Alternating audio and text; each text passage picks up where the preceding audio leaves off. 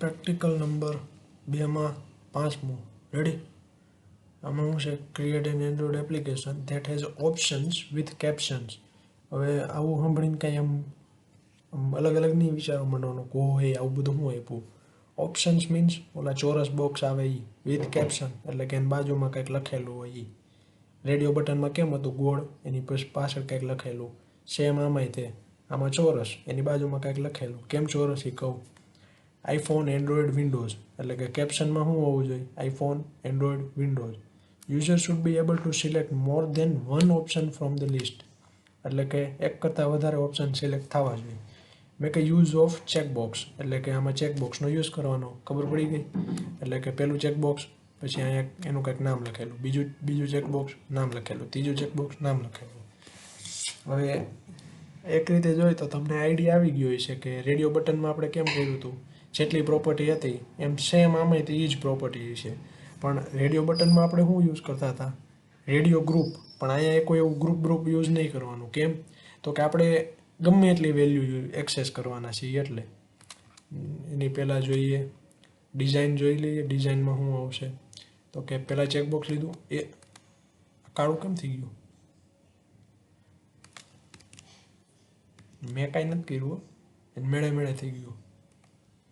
પહેલાં જો ચેકબોક્સ લીધું, પહેલાં મેં લિનિયર લેઆઉટ લઈ લીધું છે, એને વર્ટિકલ કરી નાખ્યું.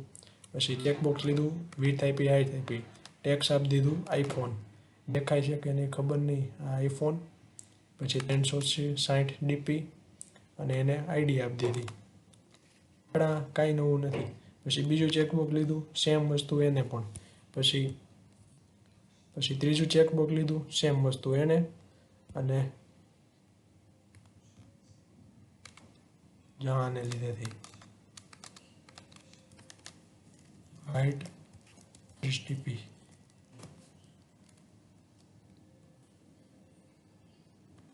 આ બટન નાનું કેમ થઈ ગયું? Something is going wrong. Something is going wrong. આ બટનની સાઈઝ કંઈક ભૂલ થઈ ગઈ છે. મારે કીધું શું થયું એ દેખાતું નથી. હવે એ ભલે રહ્યું, એને કીધું રે તારે રહેવું હોય તો. રેડી? મેચ અને ત્રીજું બટન આપી દીધું. હવે મેઇન જે વસ્તુ છે એ એના ઉપર આપણે ધ્યાન દઈએ. એટલે લે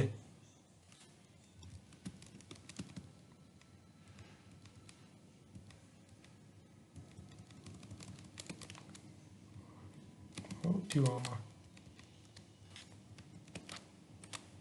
કાંઈ નહીં, તેલ લેવા ગયું, મૂકો એને. હવે આની અંદર છે ને પહેલાં હું કોડ સમજાવી દઉં. ભલે આમાં બહુ બધી એરર બતાવે, કોડ તો સેમ જ રહેવાનો છે. લગભગ પીસી ગરમ થયું ને એને હિસાબે છે. પહેલું ચેકબોક્સ લઈ લેવાના 3. જેટલા ઓલામાં યુઝ કર્યા હતા એટલા ચેકબોક્સ લેવા પડે.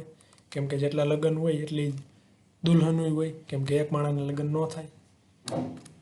આઈફોનનું, એન્ડ્રોઈડનું લીધું, ચેકબોક્સ વિન્ડોનું લીધું. પછી શું લેવાનું? બટન સબમિટ લેવાનું. Submit button. હવે જો શું થવું જોઈએ? મેં એવું વિચાર્યું કે સબમિટ ઉપર ક્લિક કરે ને એટલે આઈફોનનો જે ટેક્સ હોય એ આવી જવો જોઈએ. અને જેટલા સિલેક્ટ થયા હોય ને, માની લો કે આઈફોનનું સિલેક્ટ થયું તો એનો ટેક્સ, એન્ડ્રોઈડ સિલેક્ટ થયું તો એનો ટેક્સ, અને વિન્ડોઝ સિલેક્ટ થયું છે તો એનો ટેક્સ. તો ત્રણનો શું ટેક્સ આવી જવો જોઈએ. રેડી? તો એની હાટું પહેલાં આપણે ઓલી મેથડ બનાવતા યાદ હોય તો કંટ્રોલ ઇનિશિયલાઇઝેશનની, એ આવા લપુ જેવા નાના પ્રોગ્રામમાં ન બનાવીને તો હાલે. એવું કંઈ જરૂરી નથી મેથડ બનાવવી. તે ઓન ક્રિએટની અંદર બધું ઠોકી દેવાનું. પહેલાં હું આઈફોનને આપણે ડિક્લેર કર્યો, આઈફોનવાળા. બીજું એન્ડ્રોઈડને ડિક્લેર કર્યો, find view by ID r.id.android. બાજુમાં જે આઈડીનું નામ આપ્યું હોય એ. ત્રીજું વિન્ડોઝને ડિક્લેર કર્યું. પછી બટન સબમિટની અંદર સબમિટને શું કહેવાય ડિક્લેર કર્યું. હવે શું થવું જોઈએ? બટન ઉપર ક્લિક થાય ત્યાં મને બતાવવું જોઈએ. તો કયું લિસનર વાપરવાનું? બટનનું listener. On click listener. Set on click listener. અને આને કોલ કઈ રીતના કરાવવાનું આવે? કોલ મીન્સ કે ડિક્લેર. BTN લખવાનું, સબમિટ .s લખો, છીક આવે. પછી એની અંદરથી ન્યૂ લખીને સ્પેસ આપવાની. ઓટોમેટિક સજેશન આપી દે. On click listener. રેડી? હવે એની અંદર શું હોય? ઓન ક્લિક નામની મેથડ હશે અને એની અંદર આપણે બધો મસાલો નાખવાનો હોય. હવે અહીંયા છે ને આપણે સ્ટ્રિંગ બિલ્ડરનો યુઝ કર્યો. શું કામ? તો કે જેટલું પણ એ વસ્તુ જે રહી ને, આ જેટલો પણ ઓલાની ઉપર જે ટેક્સ રહ્યો છે એને આપણે કોઈ સ્ટ્રિંગની અંદર સ્ટોર કરાવવો પડે. કેમ કે આઈફોનનો ટેક્સ અલગ આવી જાય, એન્ડ્રોઈડનો એ ટેક્સ અલગ, વિન્ડોઝનો ટેક્સ અલગ, એટલે ત્રણના ટેક્સ જે રહ્યા ને તેના નામ એ અલગ અલગ આપણે સ્ટોર કરાવવા પડે. તો એને માટે આપણે અપેન્ડ કરાવીએ છીએ, અને અપેન્ડ નામની જે મેથડ એ સ્ટ્રિંગ બિલ્ડર આપે છે.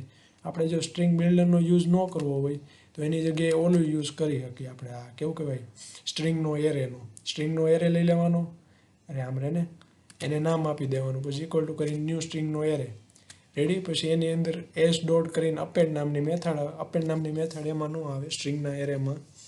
એની જગ્યાએ એની લાસ્ટ પોઝિશન હોય +1 ઉપર આઈફોનનો જો સિલેક્ટ હોય તો આઈફોનનો ટેક્સ નાખવાનો. એ બહુ અઘરી વસ્તુ નથી, એકવાર જોઈએ તો આવડી જાય. સ્ટ્રિંગ બિલ્ડરનો યુઝ કરવો સારો રહે, કારણ કે ડાયરેક્ટ અપેન્ડ થઈ જાય એના માટે. હવે શું કરવાનું, ઇફ કન્ડિશન શરૂ કરી. If check iPhone is checked. હું ઇઝ ચેકડ, રેડિયો બટનમાં શું હતું, ઇઝ ચેકડ. તો શું થવું જોઈએ, એ અહીંયા અંદર મસાલો લખવાનો. બીજાની અંદર જો એન્ડ્રોઈડ ચેકડ હોય તો શું થવું જોઈએ, આની અંદર.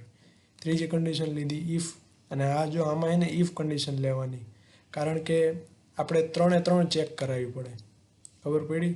હવે ઓલાની અંદર શું થાય, એલ્સ ઇફ લઈ તો અહીંયા ઇફ લીધું અને અહીંયા એલ્સ ઇફ લીધું હોય તો પહેલી કન્ડિશન ટ્રુ થઈ જાય ને તો એ આગળનામાં ચેક ન કરવા જાય. ખબર પડી? માની લો કે અહીંયા લખ્યું હોય 1 = 1, તો એ આગળની કન્ડિશન નહીં ચેક કરવા જાય જો એલ્સ ઇફ યુઝ કર્યું હોય છે ને તો. એટલે બેટર કે આની અંદર ઇફનો જ યુઝ કરવાનો.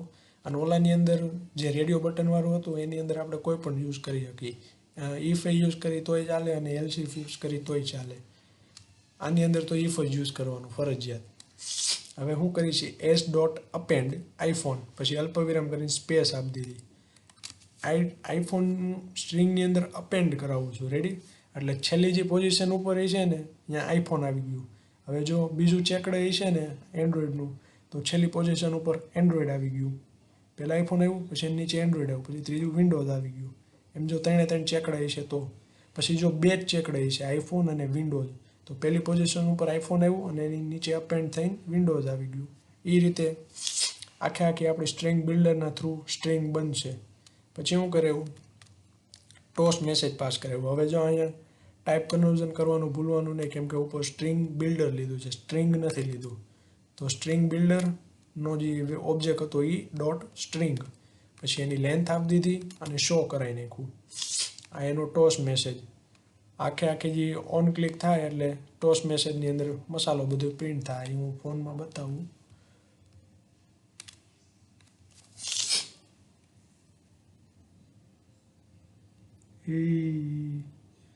આની અંદર પ્રેક્ટિકલ નંબર 2માં 5મું.